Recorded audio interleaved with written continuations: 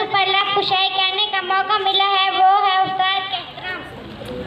پیارے بچوں، ہر صورت میں استاد کا احترام کرنا چاہیے، کیونکہ استاد ہی وہ کامل ہستی ہے جو نہ صرف اس دنیا میں ہماری زندگی کو سنوارتا ہے بلکہ آخرت کے لیے بھی ہماری تیاری میں مددگار ہے۔ استاد ہی وہ ہستی ہے جو قدم قدم پر ہماری رہنمائی کرتے ہیں اور ہمیں زندگی گزارنے کے بہترین اصولوں سے باخبر کرتے ہیں۔